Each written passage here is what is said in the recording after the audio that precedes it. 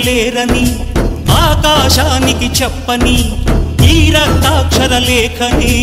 ఇప్పుడే పంపని అన్నం పుణ్యం ఎరగని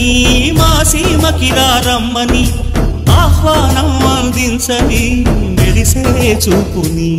తొలగింది ముప్పు అని నీలి మప్పు మనసారా నవ్వని చిరుచల్లు ముప్పు మన ముంగిలంత ముత్యాలే చల్లని ఆశా సుగంధమై నేలంతా